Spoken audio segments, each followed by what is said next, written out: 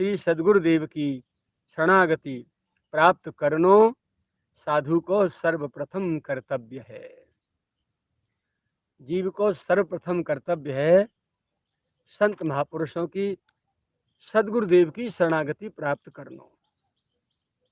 जैसे कोई बेटी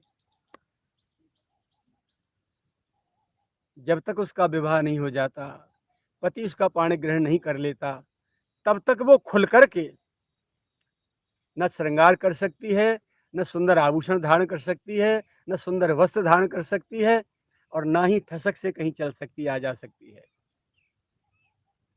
ठीक उसी प्रकार ये आत्मा रूपी दुल्हन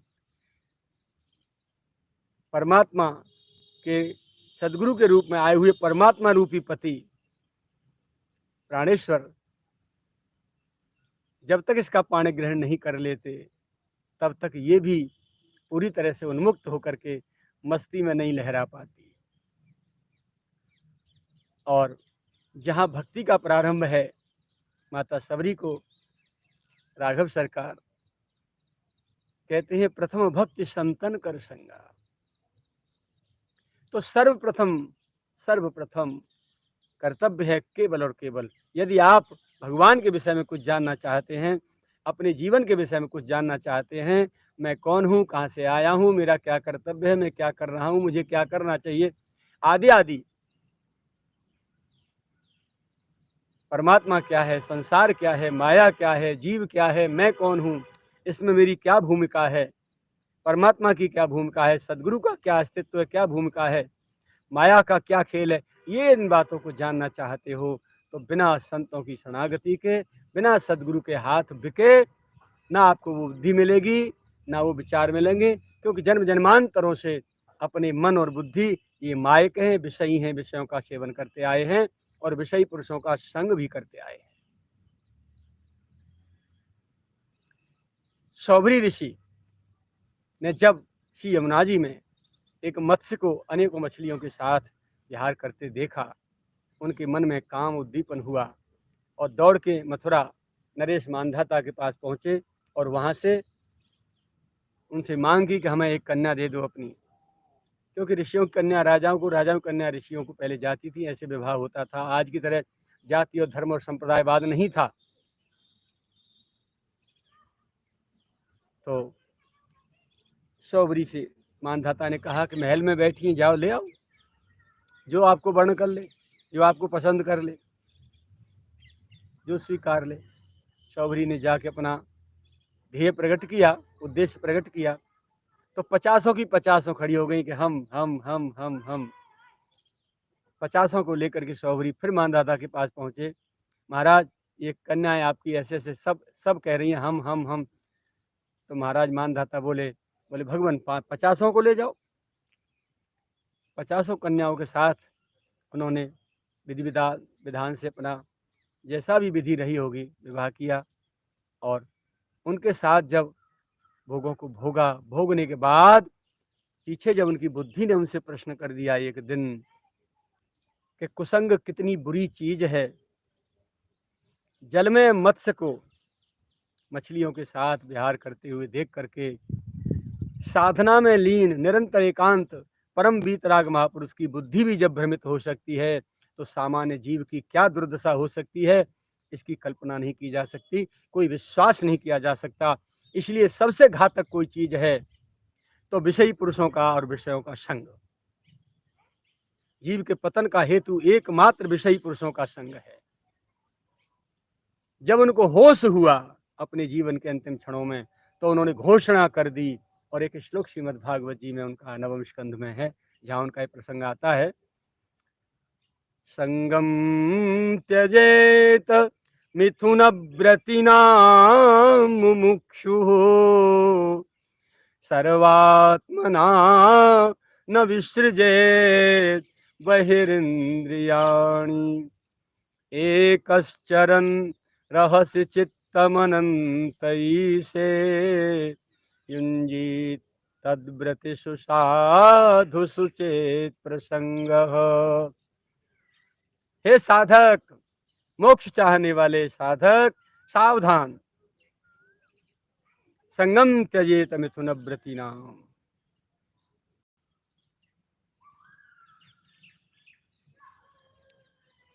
जिनकी मिथुन वृत्तियां हैं, जिनकी विषयी वृत्तियां हैं, जो विषयी प्राणी हैं, जो विषयी पुरुष हैं, जिनकी विषयों में रति है, रात दिन विषयों में भोगने में लगे रहते हैं, विषयों का चिंतन करते हैं, विषयों की चर्चा करते हैं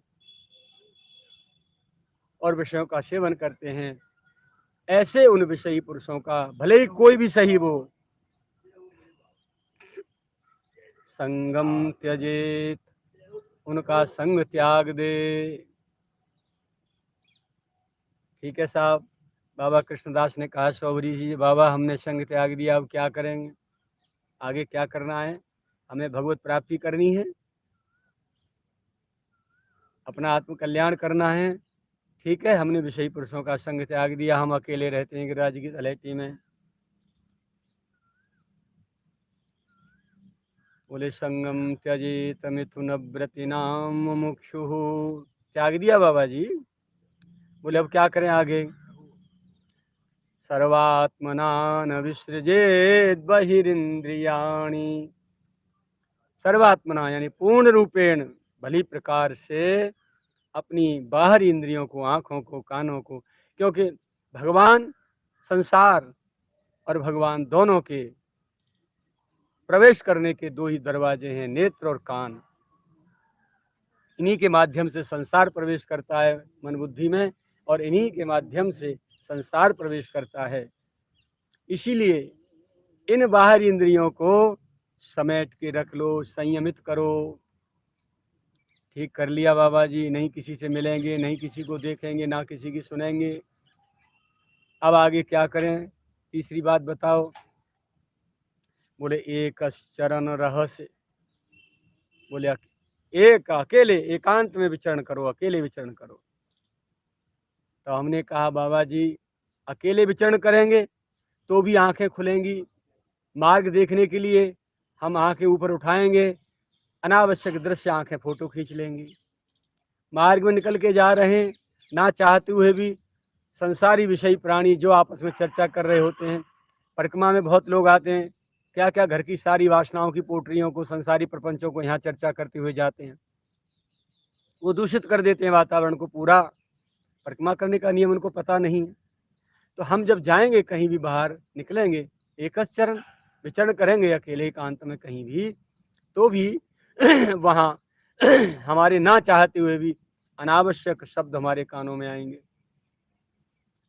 तो कानों ने शब्द रिकॉर्ड कर लिए, आँखों ने चलचित्र रिकॉर्ड कर लिए, फ़ोटो खींच लिए, वीडियो बन गई, मेमोरी कार्ड, चित्त ने उसको स्टोर कर लिया, मन बुद्धि उसका चिंतन करना शुरू कर दिए।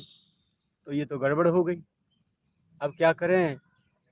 तब बाबा जी ने कहा कि नहीं, बोले एकस चरण का अर्थ ये है कि चित्त में किसी के प्रति किंचन मात्र भी न कहीं राग, इस पूरे विश्व में, पूरे संसार में न कहीं राग, न द्वेष, न मोह, न ममता, न आसक्ति, न ईर्षा। पूज्य चरण श्री उड़िया बाबा जी महाराज से किसी ने पूछा, बाबा ये जो दिखाई दे रहा है आंखों से, क्या यही संसार है। बाबा ने कहा, बोले भैया ये संसार नहीं है। बोले इमारतें खड़ी हैं, वृक्ष तरुलताएँ खड़े हैं, पशु पक्षी मानव देवता सब जो दिखाई दे रहे हैं, पृथ्वी आकाश पवन ये सब, जल अग्नि सब, बोले इनमें से एक भी संसार नहीं, ये तो प्रकृति है, संसार नहीं है। प्रभु की बगिया है, प्रभु की रचना है, प्रभु का खेल है, ये संसार नहीं है। तो बोले संसार क्या है। बोले बेटा राग द्वेष ईर्षा, इन विकार जो है ना, काम आदि विकार, ये संसार है। तो इनसे प्रेरित होकर के, इनसे प्रभावित होकर के, इनके दबाव में आकर के इनको अपने चित्त में नहीं बैठाना, तब माना जाएगा कि आप एकस चरण अकेले विचरण कर रहे हैं। यदि इस पूरे संसार के किसी कोने में कहीं भी आपका यदि राग हो गया, तो पहले होता है राग, और रागित वस्तु में जब कोई बाधक होता है तो उससे होता है द्वेष, और जब द्वेष होता है तो होता है क्रोध, और क्रोध जब होता है तो बढ़ जाता है विरोध, अहंकार भड़क उठता है। उसके बाद जब अहंकार तो विकारों का नायक है, सेनापति है, फिर सारे के सारे विकार चित्त में प्रवेश करते चले जाते हैं क्रमशः। इसीलिए इन विकारों से सावधान रहना ही, ये विकार ही संसार हैं, इसीलिए इनसे बचना ये एकश चरण हो गया। यथाशक्ति यथा सामर्थ्य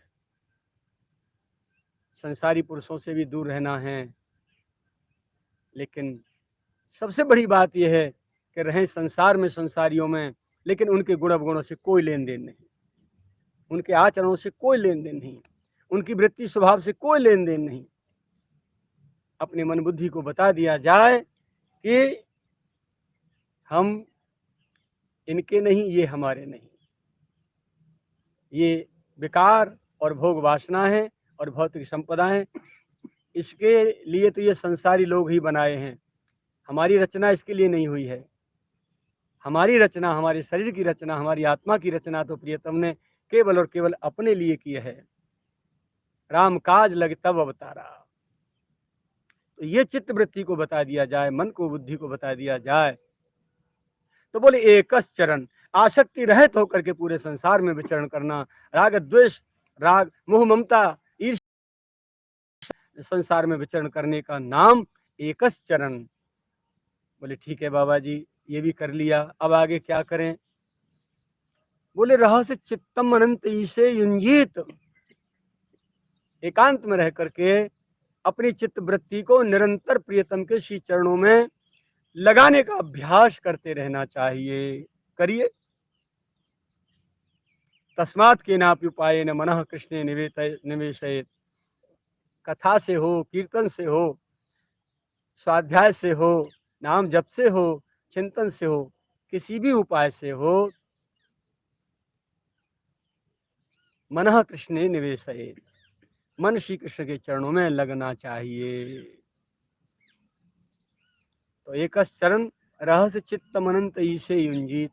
चलो ठीक है साहब, हमने 24 घंटे का अपना टाइम टेबल बना लिया, कार्यक्रम बना लिया, और पूरे शेड्यूल के अनुसार इतने समय सोना, इतने समय जगना, जगते ये करना, ये करते करते करते करते शाम को संध्या हो जाए, रात हो जाए, इतना पाठ, इतनी पूजा, इतना नाम, इतना कीर्तन, इतना स्वाध्याय, इतना कथा श्रवण, इतनी कथा वाचन करते करते पूरा। लेकिन कदाचित उसके बाद भी यदि मन भटक जाए तो फिर हम क्या करें?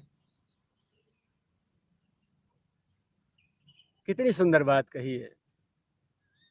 बोले तद वृत्तिषु साधुषु चेत प्रसंग, तदाकार वृत्ति वाले, प्रियतम की याद में डूबे रहने वाले, निरंतर रस में डूबने वाले महापुरुष यदि कदाचित कोई मिल जाए, चेत प्रसंग है, तो उनका थोड़ा सा संग कर ले, थोड़ा सा संग कर लिया जाए, अपने मतलब की, अपनी जिज्ञासा, अपने शंका, अपने संदेह निवारण के लिए उनके श्री चरणों में प्रार्थना की जाए और उनसे समाधान लेकर के पुनः फिर एक चरण रह चित्तमनंती से युंजित अपनी साधना में डूब जाना चाहिए।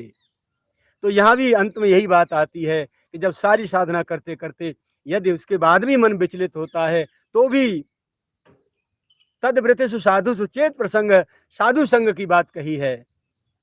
प्रथम और अंतिम यही बात है जीवन को बनाने की। जैसे चोर, ज्वारी, शराबी, सटोरिया, इनकी संगति करने से उनके अवगुण सहज रूप में आ जाते हैं, इनका इन्फेक्शन लागू हो जाता है और बुद्धि विचार उनमें रंग जाते हैं बिना किसी प्रयास के। जब इनका विकारों का जब संग करने, विकारियों का संग करने से उनके विकार आ जाते हैं, तो क्या महापुरुषों की संगति करने से उनके सद्गुण नहीं आएंगे? अवश्य आएंगे। यदि आप शरीर से संतों के पास नहीं रह सकते, नहीं जा सकते, आ सकते, तो कभी कभी यदा कदा चेत प्रसंग गए और कभी दर्शन कराए, अपनी बात पूछाए, चले आए, जहां भी बैठे हो वहां रहो, अपना जीवन जियो। तो इस प्रकार महापुरुषों की संगति समय समय पर अवश्य परम आवश्यक होगी। तीर्थों में विराजे हैं, हर क्षेत्र में संत रूपी पौधे लगाए भगवान ने। तदात्मानम सृजाम में हम, अपनी आत्माओं का सृजन करके परमात्मा ने संतों के रूप में यत्र तत्र पूरी भारत भूमि में स्थापित कर दिए हैं। अपने निकट में कोई महापुरुष रहते हों, जाके श्री चरणों में निवेदन करिए और अपनी शंका समाधान करिए और आगे अपना साधना मार्ग में दौड़िए। अब रही बात विषय सेवन की, तो विषय सेवन तो अनायास रूप से ये नरक में भी प्राप्त हो जाते हैं। स्पर्शजन्य जो भी सुख हैं, चमड़ी के स्पर्शजन्य सुख, ये तो नरक में भी जीवों को प्राप्त होते हैं। नारकी होने वाले कुत्ता, सुअर, कीड़ा मकोड़े सब ये सभी विषय भोग करते हैं। भय निद्रा मैथुन आहार सबके समान जग जाए। भय सबको लगता है, निद्रा सभी लेते हैं, मैथुन सभी करते हैं, आहार सभी करते हैं, और मनुष्य होकर के केवल इन्हीं चारों कामों में लगा रह जाए तो नाली में पड़े हुए सुअर कुत्तों के और मानव जीवन में अंतर कितना रह गया? कुछ नहीं, उनके बराबर ही इक्वल हैं। इसीलिए सावधान, ये निचोड़ है इस महावाक्य के इस विशद व्याख्या में, भावार्थ में यही है कि सर्वप्रथम अपने श्री सद्गुरुदेव की शरणागति प्राप्त करनो, ये जीव को, साधु को, साधक को सर्वप्रथम कर्तव्य है। प्रथम भक्ति संतन कर संगा। और उठा के आंख देख लो, जिन जिन को संतों की संगति प्राप्त हुई, अथवा आप भी जब जाते हो और किसी संत के सामने सम्मुख जाके विराजते हो उनके चरणों में, तब आपकी चित्तवृत्ति कैसी रहती है, कैसा आप अनुभव करते हैं, कैसा महसूस करते हैं, कैसा फीलिंग होती है आपको? उसके बाद वहाँ से हटने के बाद फिर आपको कैसा अनुभव होता है, कैसी फीलिंग्स होती हैं, ये तो स्वयं आप अनुभव करके देख सकते हैं। स्वसंवेद्य विषय है, कपोल कल्पना नहीं, वाणी का विषय नहीं। और ये चीज़ें जब तक आप स्वयं प्रैक्टिकल अनुभव नहीं करेंगे, तब तक आपका मन और बुद्धि इस बात को ग्रहण नहीं कर पाएगी, और न ही आप आगे कदम चल पाएंगे और नहीं स्वीकार पाएंगे। मैं भले ही कहूँ बकता रहूँ, आपके सामने बोल रहा हूँ वर्षों से लगातार, आप सुन भी रहे हैं इस यूट्यूब पे, लेकिन जो महापुरुषों की वाणी मेरे मुख से निकल के आप तक पहुँच रही है, सही बात तो यही है कि जब तक आप इसको आचरण नहीं करेंगे तब तक आपको इसका स्वाद पता नहीं चल सकता। जलेबी जलेबी जलेबी जलेबी, रसगुल्ला रसगुल्ला रसगुल्ला, इसकी माला करते रहो रात दिन, इसका स्वाद आपको नहीं मिल सकता जब तक आप इसे स्वयं खा के नहीं देख लेंगे। एक बार भी जलेबी मत बोलो, रसगुल्ला मत बोलो, उठा के खा जाओ, स्वाद पता चल जाएगा। ऐसे ही संत और शास्त्रों की महावाणियाँ जब तक हम स्वयं अपने जीवन में आचरण करके नहीं देखते, तब तक उसकी अनुभूति हमें प्राप्त नहीं होती। और जब तक स्वयं के आचरण की अनुभूति हम नहीं कर लेते, तब तक वो हमारे आचरण में नहीं आती, वो हमारे जीवन में नहीं उतरती। इसीलिए सर्वप्रथम अपना कुसंग छोड़ करके सद्गुरुदेव की शरणागति प्राप्त करनो, ये जीव को और साधक को परम कर्तव्य है। ये मेरे और आपके सद्गुरु भगवान की महावाणी का शुभारंभ आज से है।